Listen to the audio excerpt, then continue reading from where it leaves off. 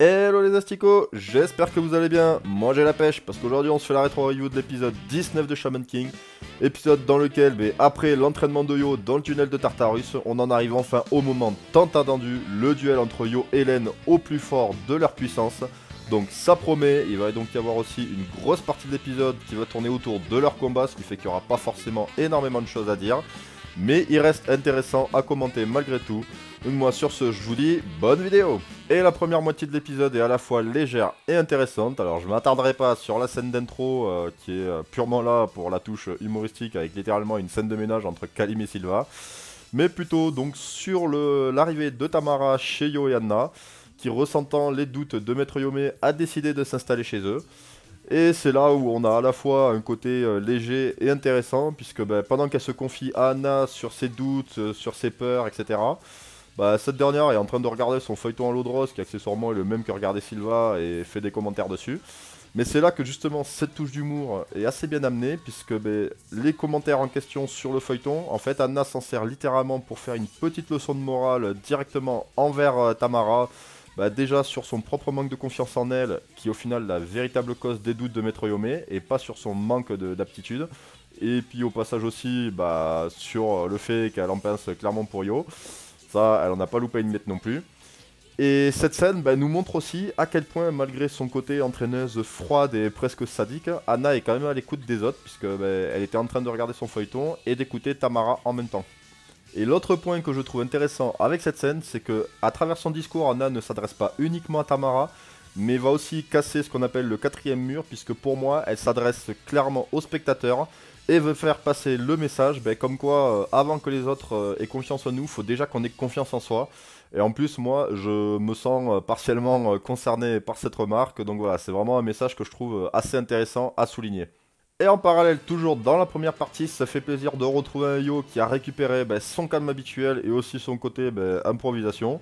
Puisque comme il le dit pendant sa discussion avec Amidamaro, il n'est pas stressé pour dessous par son combat contre Len. Et surtout, il a aucun plan de bataille, puisque de toute façon, il s'attend à l'imprévu. Et là, encore une fois, on a un petit message destiné aux spectateurs. Là, précisément plutôt pour ceux qui ont tendance à vouloir absolument tout contrôler. Puisque dans la vie, il y a toujours une part d'imprévu, ça sert à rien de vouloir avoir le contrôle sur tout et n'importe quoi. Il faut savoir se laisser aller et prendre les choses telles qu'elles viennent. Et justement, en parlant de Len, avant de se concentrer sur le combat en lui-même, je tiens à souligner la petite aparté qu'il y a entre lui et Bazon, puisque au moment où ce dernier lui fait part de ses inquiétudes sur la force qu'apporte l'amitié entre Yo et Amidamaru, ce dernier l'envoie littéralement bouler, sauf que ça peut pas avoir été lâché comme ça à la légère, et on peut se dire que peut-être c'est pour présager une future évolution de la relation et surtout du style de combat de Len et de Bazon. Et pour en revenir au vif du sujet, on a une physionomie de combat qui se rapproche beaucoup de celle entre Ororo et Yo, sauf que cette fois la différence de puissance est encore plus marquante puisque faudrait être complètement aveugle pour pas voir que Len est un gros bourrinos en puissance. Et encore une fois, on a la preuve que sans maîtrise et sans précision, la force sert pas forcément à grand chose. Puisque Yo part et esquive les attaques de Len sans réelle difficulté, à tel point que il arrive même à lui lâcher par-ci par-là quelques petites vannes bien senties. Et ce qui prouve encore plus la domination de Yo grâce à son calme et la maîtrise de soi qu'il a vis-à-vis du bourrinage de Len, c'est le moment où il a fallu à Len plusieurs grosses attaques pour faire perdre une quantité vraiment conséquente de Furyoku à Yo. Ce dernier a eu besoin que de 2 attaques pour faire perdre 2 fois le contrôle de son esprit à Len. Et en plus, au passage, à une des 2 attaques, il a littéralement découpé Bazon, mais en knaki bonne à bouffer pour l'apéro, quoi. Et pour finir, la conclusion de cet épisode me fait vraiment ressentir de la peine pour Len, comme j'en ai ressenti pour Faust. Peut-être vous me trouverez un peu trop empathique, mais en attendant, la scène où Silva annonce que c'est l'anniversaire de Len et qu'il se demande comment il fait pour être dans un tel état de colère un tel jour, déjà c'est le premier truc qui me fait ressentir de la peine.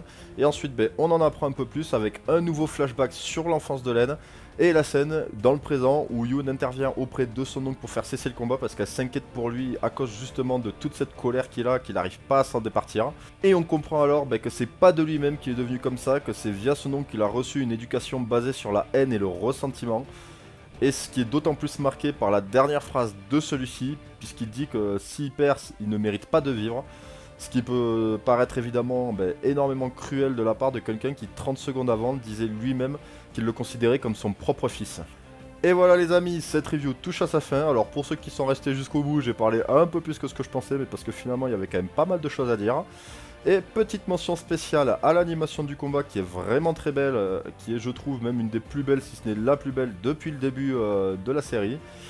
Et encore une fois, je le répéterai jamais assez, si ça vous a plu, n'hésitez pas à liker, partager, vous abonner à la chaîne si c'est pas déjà fait et surtout me dire en commentaire ce que vous en pensez en bien ou en mal. Moi, ça me permet de progresser. Et sur ce, en attendant la prochaine, je vous dis ciao. Ouvre les yeux, regarde bien.